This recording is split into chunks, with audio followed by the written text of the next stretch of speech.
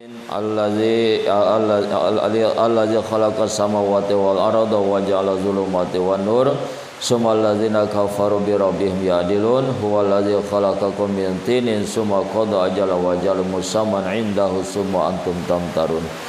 Asyhadu an la ilaha illallah wahdahu la syarikalah wa asyhadu anna sayyidana wa nabiyyana Muhammadan abduhu wa rasuluh. Allahumma shalli wa sallim ala sayyidina Muhammadin wa ala alihi wa sahbihi ajma'in, amma ba'du. Qala Allah ta'ala fil Qur'anil azim, na'udzu billahi minasyaitonir rajim. Alladzina yazkuruna Allaha qiyaman wa qu'udan wa ala junubihim wa yatafakkaruna fi khalqis samawati wal ardh. Rabbana ma khalaqta hadza batila subhanaka faqina adzabannar. Shadaqallahul azim. Sama-sama doa penerang hatinya. Bismillahirrahmanirrahim. Allahumma aftah lana hikmataka wansur alaina min khazaini rahmatika ya zal jalali wal ikram. Ya Allah, bukakan oleh Engkau bagi kami akan hikmah-hikmah Engkau, dan tolonglah oleh Engkau atas kami dari perbendaharaan rahmat Engkau, ya Allah yang maha agung lagi maha mulia. Allahumma nawwir qulubana binuril iman wal yakin kama nawartal anbiya wal mursalin. Ya Allah, terangi oleh Engkau akan hati kami dengan cahaya keimanan dan keyakinan sebagaimana Engkau menerangi hati para nabi dan hati para rasul. Allahumma nawwir qulubana binuri hidayatika kama nawartal ardo binuri syamsika abadan abada birahmatika ya arhamar rahimin. Ya Allah, terangi oleh Engkau akan hati kami dengan nur hidayah Engkau sebagaimana Engkau menerangi bumi dengan cahaya mataharimu selama-lamanya. Ya Allah yang maha pengasih lagi maha penyayang. Alhamdulillah. Puji syukur kehadiran Allah Subhanahu wa taala pada malam ini, yaitu diberikan kesehatan, kekuatan, kemauan, dan yaitu walaupun cuaca tidak bersahabat, tapi tetap ini adalah rahmat daripada Allah Subhanahu wa taala. Semoga dengan yaitu diturunkannya hujan membawa keberkahan, menyuburkan pada tanaman, dan yaitu membuat nyaman di dalam keimanan kita, bertambah kuat dengan wasilah yaitu rahmat Allah yang diturunkan berupa hujan. Maka nyaman kita di dalam beribadah, bukan yaitu bertambah gelisah, sehingga yaitu dengan tetesan hujan maka seperti itulah yaitu iman kita tumbuh. Ya begitu tertetes yaitu air hujan, maka yaitu tumbuh-tumbuhan. Maka begitu kita tertetes daripada ilmu-ilmu Allah, maka semakin kuatlah keimanan kita. Salawat beriring salam semoga Allah curahkan ke pangkuan Nabi besar Nabi kita Muhammad sallallahu alaihi wasallam. Allahumma shalli wa sallim wa barik alaihi. Sampai mana pelajarannya Manto? Manto sedang nguap aja, belum mulai pun. Aneh itu ya Manto ya. Begitu duduk di majelis taklim langsung kumat dianya, ngantuk. Kalau ada yang bertanya Manto, kalau ada yang bertanya nih, apanya Allah yang nyata? Apanya Allah yang jelas?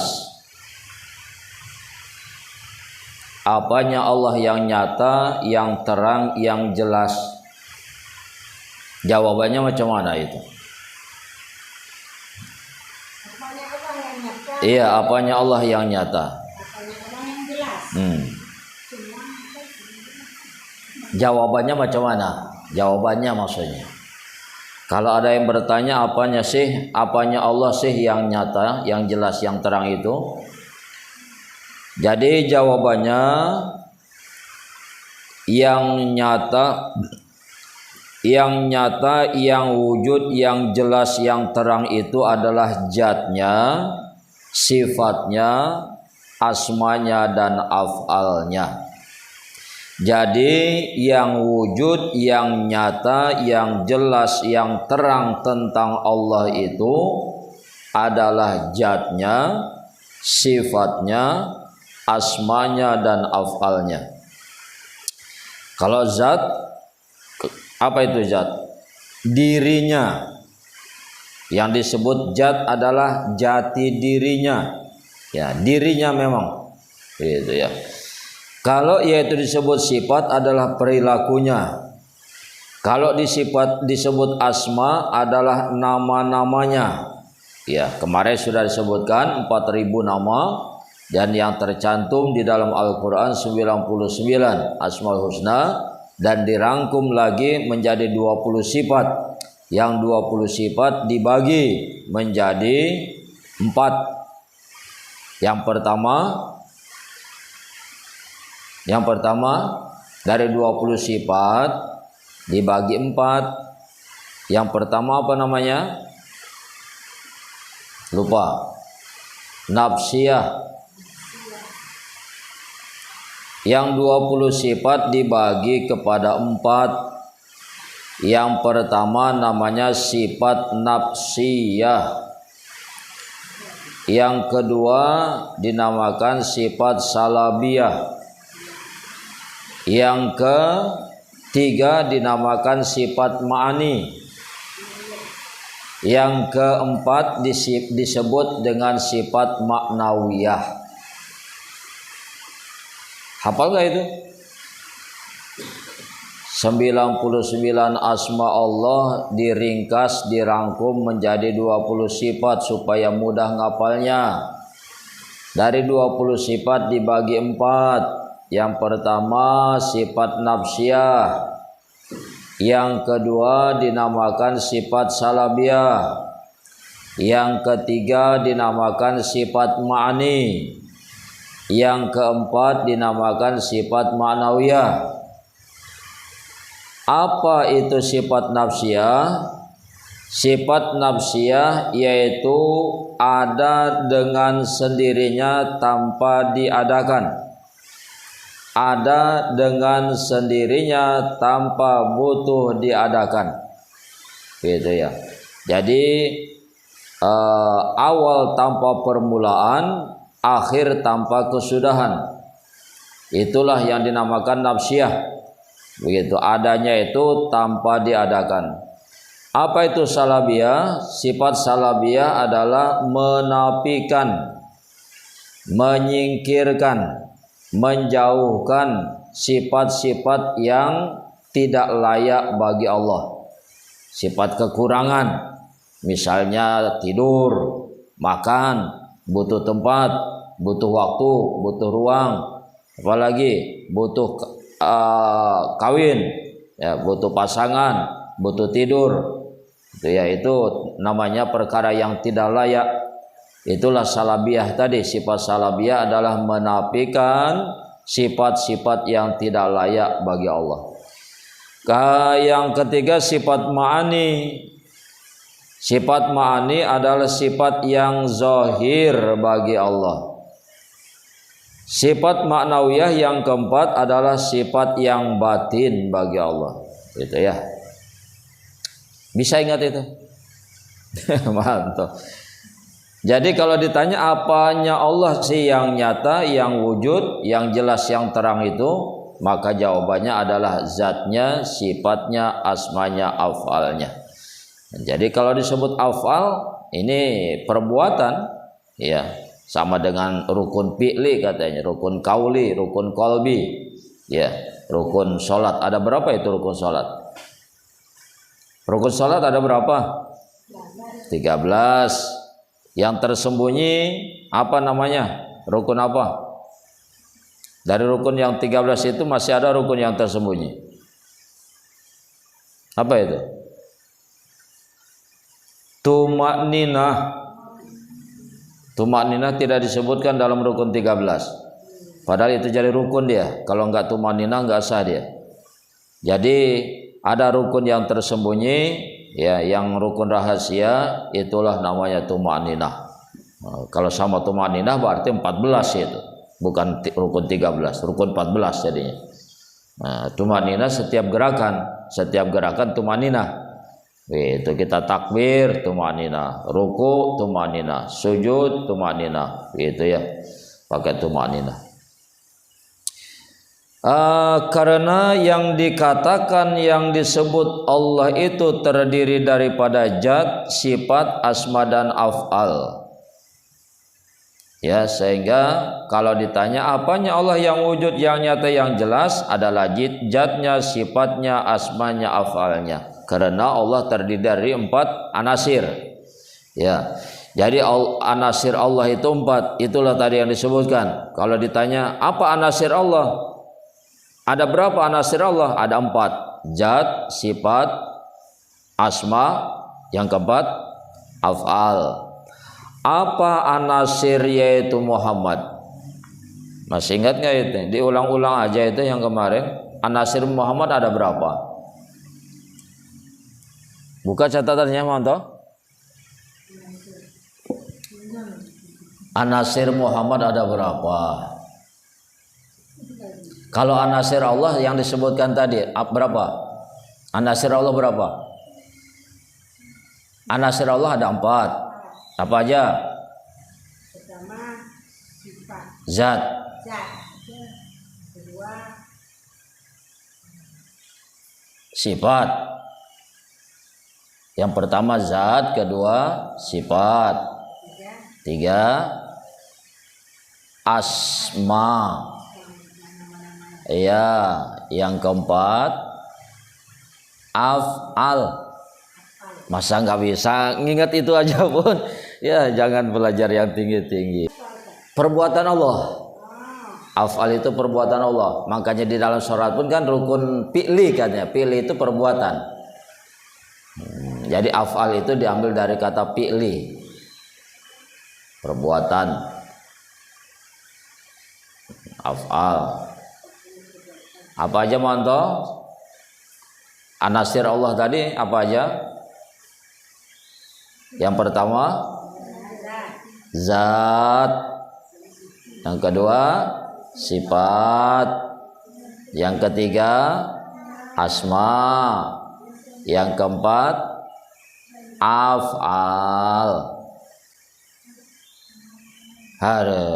Payah nih ngajar TK nih.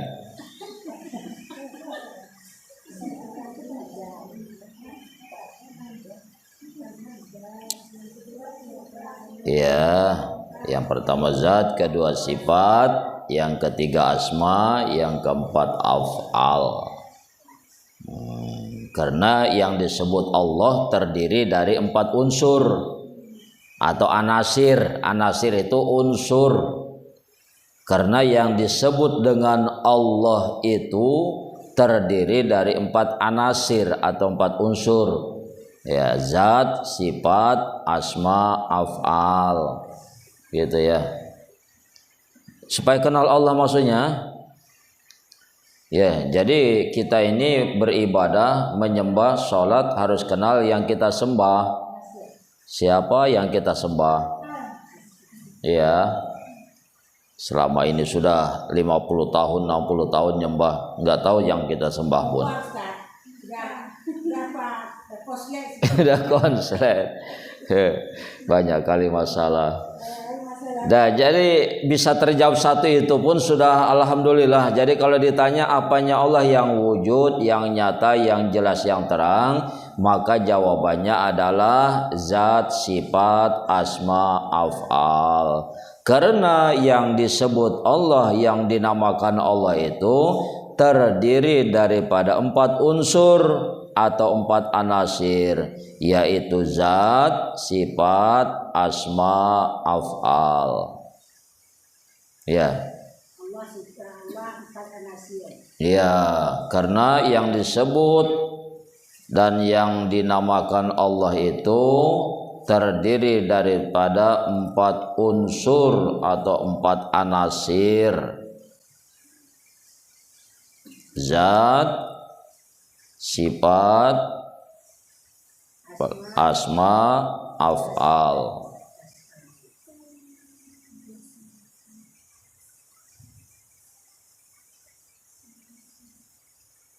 Udah, mantap. Ditanya-tanya biar enggak nguap lagi, biar enggak ngantuk. Zat pada diri kita itu menjadi sir kita, menjadi rasa, menjadi rahasia. Ya, zat itu, zat Allah pada diri kita menjadi sir, menjadi rahasia, menjadi rasa. Sedangkan sifat pada diri kita menjadi ruh. Sifat pada diri kita menjadi ruh. Asma pada diri kita menjadi hati. Dan af'al pada diri kita menjadi tubuh. Bisa. Zat pada diri kita menjadi sir, menjadi rahasia, menjadi rasa. Sifat pada diri kita menjadi ruh. Asma pada diri kita menjadi hati. Sedangkan af'al pada diri kita menjadi tubuh. Iya. Udah, mantap. Sekarang tadi pertanyaan diulang. Kalau yaitu anasir Allah ada 4, zat, sifat, asma, af'al, lalu berapa anasir Muhammad? Anasir Muhammad ada berapa?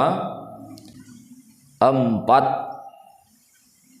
Kalau anasir Allah ada 4, maka anasir Muhammad ada 4. Apa itu? Awal, akhir, zahir, batin.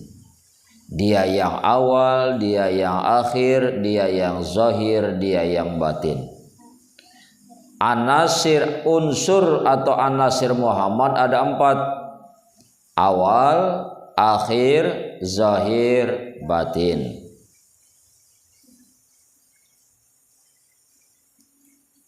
Mantap. Berapa anasir Muhammad? 4. Apa aja? Awal, akhir, zahir, batin. Udah 2 kan? Coba ulang lagi lah. Anasir Allah ada berapa? 4. Apa aja? Zat, sifat, asma, af'al. Kalau anasir Muhammad ada 4. Sebutkan. Iya, sekarang anasir insan, anasir Adam, anasir kita manusia ada berapa? Anasir Adam 4. Apa aja? Angin, api, air, tanah. Angin, api, air, tanah. Air, api, angin, api, air, tanah. angin, api, air, tanah. 4. Tanah itu anasir Adam. Iya.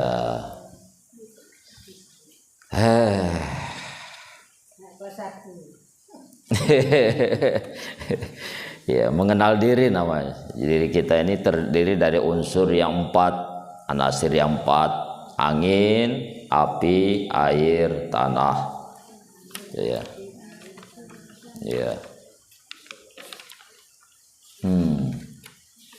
Sifat 20 tadi dibagi 4. Sifat pertama, sifat pertama. Sifat apa? 1 sifat nafsiyah.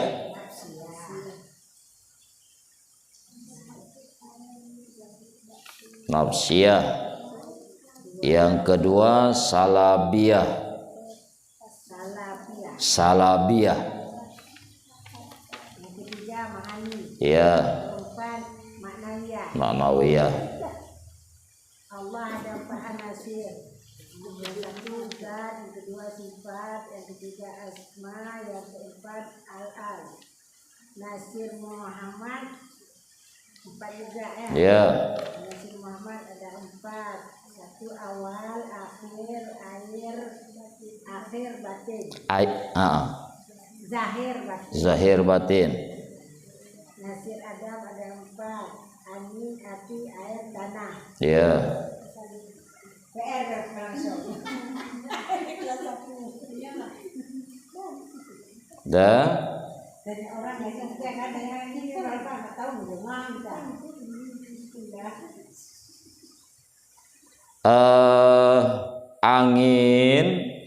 angin menjadi hidungnya Adam. Angin menjadi hidungnya Adam.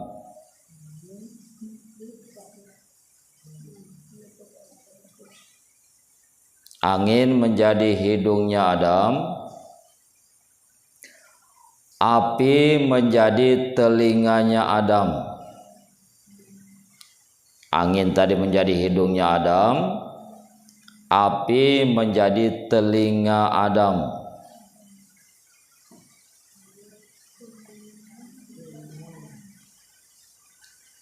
Air menjadi mata Adam. Air menjadi mata Adam.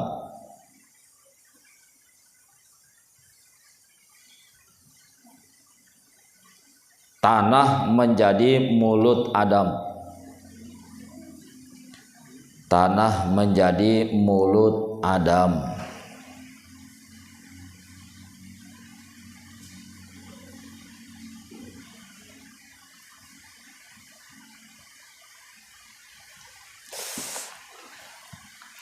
Dah mantap.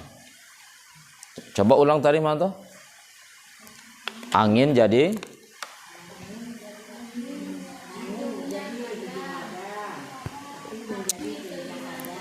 ya, air, tanah,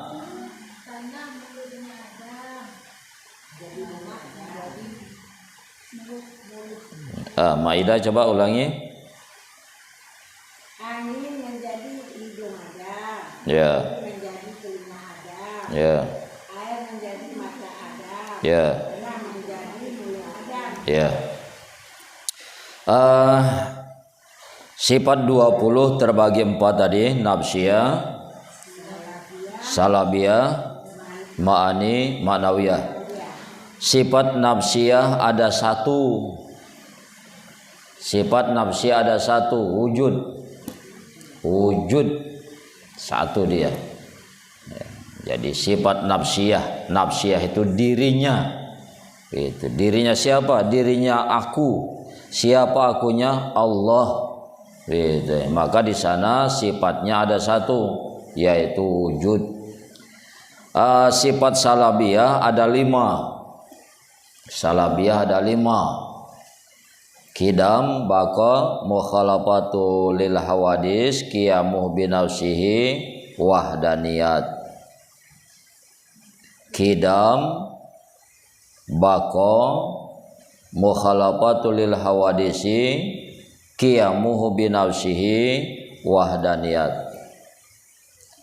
Sifat salabiyah ada 5, qidam, baqa, apa lagi? Qidam, baqa, mukhalafatul lil hawadis, qiyamuhu binafsihi, wahdaniyat. Kalau wujud artinya ada, kalau qidam, apa arti qidam? Terdahulu. Arti qidam adalah terdahulu. Tidak ada yang mendahului daripada dahulunya Allah. Gitu ya, dia yang awal tanpa permulaan. Qidam yang sifat salabiyah yang kedua, baqa. Apa itu baqa? Kekal. Ya. Jadi Allah yaitu bersifat kekal. Tidak pernah yaitu mati, tidak pernah hancur, tidak akan binasa, begitu, kekal selama-lamanya. Sifat salabiyah yang ketiga apa itu? Qidam, baqa, mukhalafatul lil hawadis, berbeda dengan makhluk, ya, tidak boleh sama, ya. Jadi apapun yang kita bayangkan, apapun yang kita pikirkan, maka Allah sebalik daripada apa yang kita pikirkan, apa yang kita bayangkan. Kalau dalam hati kita, dalam pikiran, barangkali Allah begini, barangkali Allah begitu, maka Allah sebalik apa yang kita pikirkan. Begitu saja. Ya, kalau sama dengan makhluk, kalau masih bisa kita pikirkan tentang Allah, maka Allah sama dengan makhluk. Begitu maksudnya. Sifat salabiyah yang keempat, qiyamuhu binafsihi, berdiri dengan sendirinya, tanpa perlu bantuan orang lain, tanpa berharap kepada orang lain.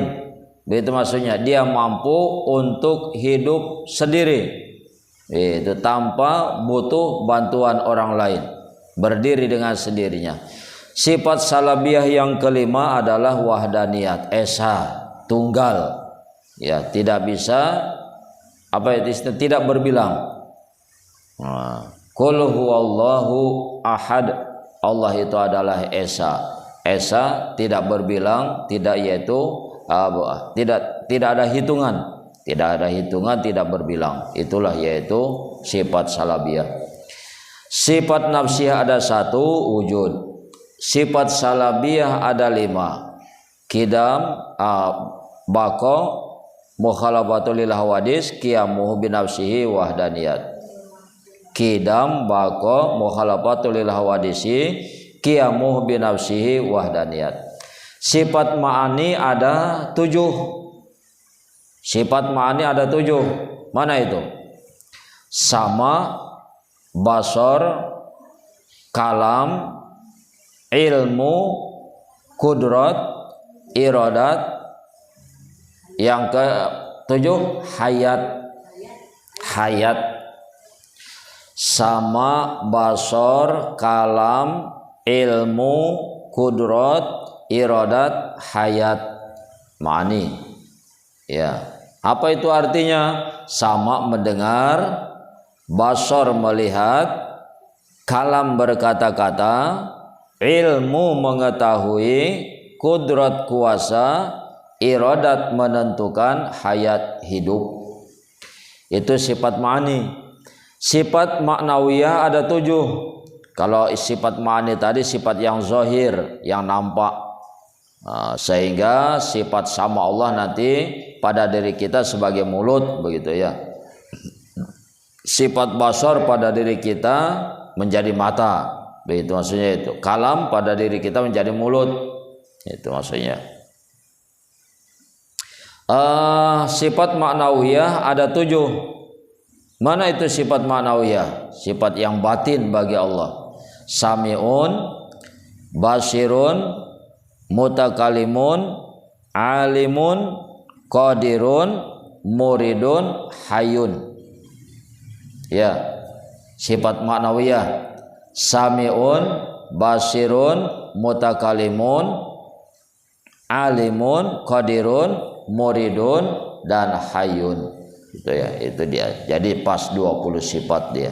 20 sifat. Bisa. Nah, dengar aja lah. Jadi kalau memang Allah itu nyata jelas pada yaitu zat sifat asma af'al, kemana kita memandang zat sifat asma dan af'alnya Allah. Mantap. Kalau memang Allah itu nyata, ya wujudnya nyata, jelas terang pada zat sifat asma af'al, lalu kemana kita memandang nyatanya zat sifat asma dan af'alnya Allah?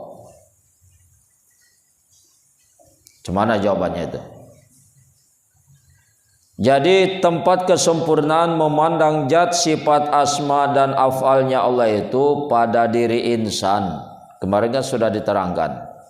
Kalau benang sudah menjadi kain, kalau benang sudah dipintal menjadi kain, perlukah kita mencari-cari benangnya lagi? Kalau benang sudah dipintal menjadi kain, perlukah kita mencari-cari benangnya lagi? Enggak perlu. Kenapa? Karena begitu kita memandang kain, ini kan tadinya benang ini, dipintal jadi sejadah, jadi kain. Begitu kita memandang kain, maka secara otomatis terpandanglah benangnya.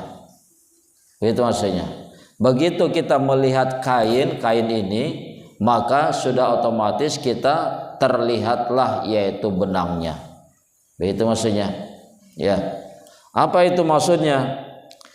Kalaulah yaitu zat sudah berubah wujud rupanya kepada yaitu sifat, sebab Allah adalah zat, Muhammad adalah sifat. Supaya tahu ya. Allah adalah zat, sedangkan Muhammad, Adam, insan, kita ini adalah sifat. Ya, kalau disebut insan berarti Mama Anto itu. Insan itu manusia artinya. Ya, bukan insan anak ma insan, bukan. Kalau disebut insan dalam bahasa Arab artinya insan itu manusia. Siapa manusia? Ya kita ini. Ya, jadi sudah harus paham, jangan dijelas-jelaskan lagi. Kalau Ustadz bilang insan berarti itu manusia, kita. Gitu. Jadi yang disebut zat adalah Allah, dirinya, dianya. Gitu ya.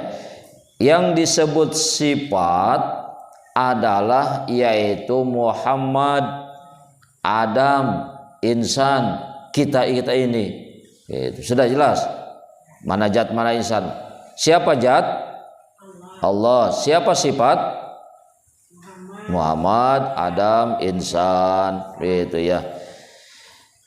Jadi kemarin sudah dijelaskan bahwasanya Allah bertajalli zahir, menampakkan wujudnya, bertajalli dengan nurnya yang disebut dengan nurullah atau nur ilahi, atau disebut cahaya Allah.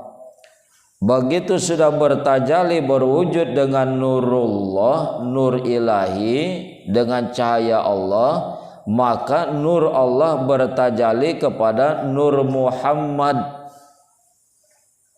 Berarti nur Muhammad itu berasal daripada nur Allah. Itu maksudnya. Nur Muhammad itu berasal daripada nur Allah. Karena dari nur Allah itu bertajalli, dalam artian bertajalli itu berwujud, dia berupa kepada yaitu nur Muhammad, begitu ya. Sudah. Jadi nur Allah bertajalli kepada yaitu nur Muhammad. Nur Allah adalah zat, Nur Muhammad adalah sifat. Allah adalah zat, Muhammad adalah sifat. Ya. Untuk memandang Allah, maka pandanglah sifatnya. Begitu kita memandang sifat, maka terpandanglah sekaligus zatnya. Begitu kita melihat sifat Muhammad, Adam, insan, begitu kita melihat sifatnya, maka sekaligus secara otomatis maka terlihat dan teringatlah kepada Allahnya. Iya, begitu maksudnya. Sama dengan benang dan kain tadi. Atau ini apa namanya manto? Gelas. Begitu kita melihat gelas ini, memandang gelas ini, yang terpandang sama manto apanya? Coba menurut Mama Anto. Ini ngaji ketuhanan ini melalui gelas. Guru kita malam ini gelas. Ya. Mana ada airnya? Ayo. Begitu itu dia, dapat. Begitu kita memandang gelas ini, maka yang terpandang adalah kacanya. Sekarang Ustadz tanya, zatnya yang mana ini? Gelasnya apa kacanya yang disebut zat? Kacanya. Yang disebut zat adalah kacanya. Tadi pelajaran pertama, begitu kita memandang gelas, maka secara otomatis terpandanglah kacanya. Lalu yang mana zatnya? Kacanya itu adalah zat, sedangkan gelasnya ini adalah sifat. Kacanya adalah zat, sedangkan gelasnya adalah sifat. Begitu kita memandang gelas, terpandanglah kacanya. Begitu kita memandang yaitu sifat, maka terpandanglah zatnya. Begitu. Kenapa? Karena antara zat dengan sifat tidak bisa berpisah. Di mana ada zat, di situ ada sifat. Di mana ada sifat, di situ ada zat. Jangan tidur. Iya, begitu ya. Udah, ulang lagi biar paham manto ini. Begitu kita memandang gelas manto, maka yang terpandang oleh kita adalah kacanya. Kan begitu. Sekarang mana zatnya ini? Kaca. Dari tadi diulang-ulang. Yang dinamakan zatnya itu kacanya. Ya, sedangkan gelasnya ini adalah sifat daripada kaca. Begitu maksudnya. Begitu kita memandang gelas, terpandang kacanya.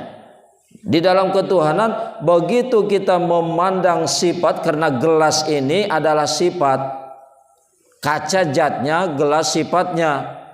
Ya, dipandang sifatnya, dipandang gelasnya ini, terpandang kacanya. Maka begitulah di dalam ketuhanan. Begitu kita memandang sifat, maka terpandanglah yaitu zatnya.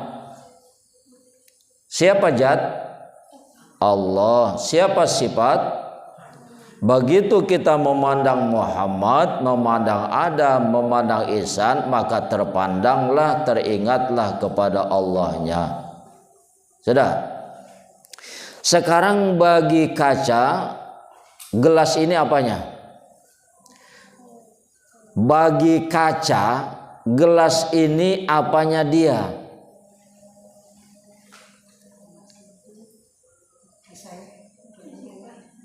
Bagi kaca, gelas ini apanya? Coba. Bukan ke sana dulu. Ini gelas saja, cerita gelas dulu. Bagi kaca, gelas ini apanya? Bukan. Bentuknya. bagi kaca gelas ini adalah bentuknya, wujudnya, rupanya, nyatanya. Iya, bagi kaca gelas ini adalah wujudnya, bentuknya, rupanya, nyatanya. Maka bagi zat sifat itu adalah wujudnya, rupanya, bentuknya, nyatanya. Bagi Allah, Muhammad itu, Adam itu, insan itu adalah wujudnya, bentuknya, rupanya dalam rupa yang lain. Begitu maksudnya. Paham? Bagi Allah, Muhammad itu, Adam itu, insan itu adalah wujudnya dalam bentuk rupanya yang lain. Begitu saja. Dah. Cuman pembatasan, kita adalah tetap hamba, Allah adalah Allah. Allah tetap Allah, kita tetap hamba. Ya, walaupun tadi yaitu antara zat dan sifat tidak bisa berpisah, di mana ada zat di situ ada sifat, di mana ada sifat di situ ada zat. Zat dan sifat tidak bisa berpisah, tapi tidak bisa bersatu. Bukan berarti bersatu. Itu maksudnya. Kenapa? Kalau zat bersatu dengan sifat, berarti zat membutuhkan ruang, waktu, dan tempat. Sedangkan Allah tidak membutuhkan tempat. Kalau Allah membutuhkan tempat, berarti Allah lemah. Kan begitu. Butuh tempat sama dengan makhluk. Kalau Allah butuh tempat, berarti Allah sama dengan makhluk. Oleh karena itu, walaupun antara zat dan sifat tidak berpisah, tetapi tidak pula bersatu. Karena kalau bersatu, Allah membutuhkan ruang, waktu, dan tempat, dan mustahil itu bagi Allah. Allah tidak butuh tempat. Kan begitu? Allah tidak butuh tempat. Udah. Sekarang yang terakhir, udah aja. Terakhir nih, mantap. Buka matanya. Sekarang kaca bicara, kaca ini. Bicara dia, ngomong. Apa kata kaca? Wahai gelas, kan kata kaca ini, ditempatkan dimanapun engkau, ya, dimanapun engkau berada, ditempatkan dimanapun engkau, mau di atas meja, mau yaitu di bawah meja, di dalam lemari, di dalam yaitu kamar, aku tetap bersamamu. Kata kaca.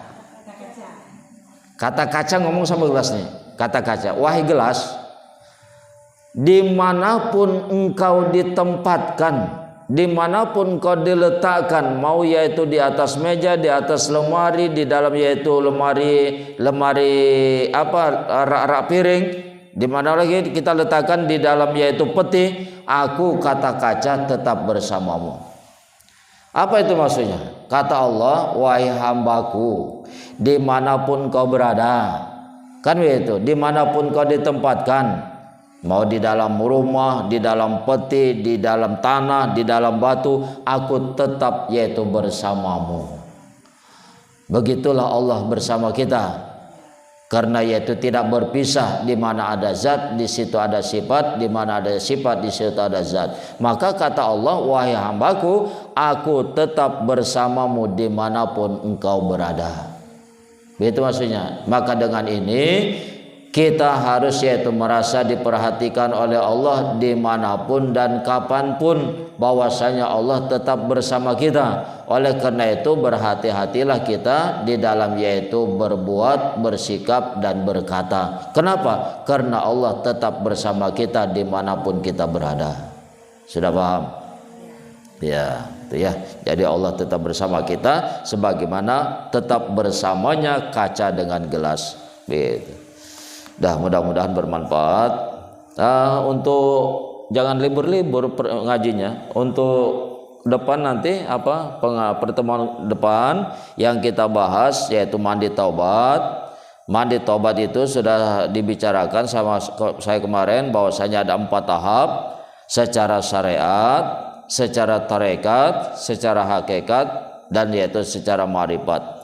Mandi taubat secara syariat, mandi taubat secara tarekat, mandi taubat secara yaitu hakikat, dan mandi taubat secara ma'rifat. Jadi itu harus sejalan sekaligus satu paket. Begitu kita mandi taubat, maka harus sejalan sepaket. 4-nya harus kita jalankan, baru dia sempurna.